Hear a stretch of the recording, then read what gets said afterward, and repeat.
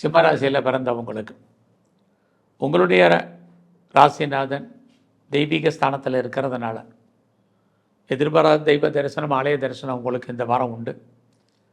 அது மட்டுமல்ல, நீண்ட தூர பிரயாணம் போகிறதுக்கு, ஜேர்னி போகிறதுக்கு இப்போ நீங்கள் பிளான் பண்ணுவீங்க. அதுக்காக டிக்கெட் ரிசர்வேஷன் பண்ணுறதுக்கான வாய்ப்புகள் இதெல்லாம் இருக்குது. எல்லாத்துக்கு மேலே செகண்ட் மேரேஜுக்கு ட்ரை பண்ணுறவங்க அதுக்கான பாசிபிலிட்டிஸ் இருக்குது. அப்பாவுடைய ஒரு அன்பு, ஒரு ஆதரவை எதிர்பார்த்து காத்திருக்கிறவங்களுக்கு அவருடைய முழுமையான ஆதரவு கிடைக்கும்.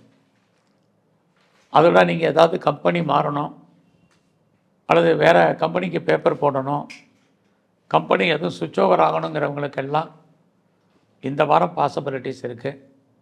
நான் வெளிநாட்டுக்கு ட்ரை பண்ணுறேன், ஆன்சைட்டுக்கு ட்ரை பண்ணுறவங்களும் தாராளமாக இந்த வாரம் ட்ரை பண்ணலாம்.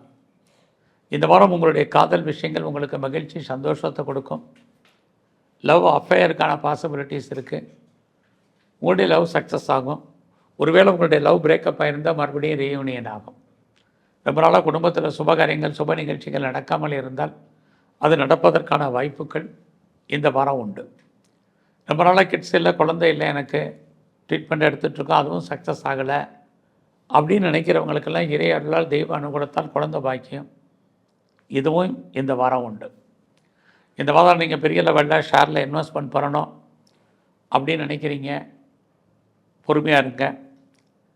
லாட்ரி டிக்கெட் வேண்டாம், பெரிய லெவலில் நீங்கள் ரேஸில் இன்வெஸ்ட்மெண்ட் பண்ண வேண்டாம். Digital currency, bitcoins, crypto currency எதுவுமே வேண்டாம். இருக்கிற மணியை வச்சு ரொட்டேஷன் பண்ணுங்கள். விட்டதை பிடிக்கணும்னு ஆசைப்படாதீங்க.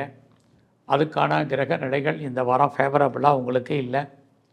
இந்த வாரம் உங்களுடைய ப்ரொஃபஷனை பொறுத்த வரைக்கும் பரவாயில்ல. ஏதோ ஒரு விதத்தில் நீங்கள் பார்க்கக்கூடிய வேலையில் உங்களுக்கு வருமானம், சம்பாத்தியம் இருக்குது. உங்கள் கூட வேலை பார்க்கக்கூடிய சக தொழிலாளர்களால் உங்களுக்கு நற்பலன்கள் இதெல்லாமே உண்டு. சொந்த பிஸ்னஸுமே ஓரளவுக்கு பரவாயில்ல. இந்த வாரத்தில் நீங்கள் முருகனுடைய வழிபாடு, துர்க்கையுடைய வழிபாடை பிரதானமாக பண்ணிட்டு வாங்க.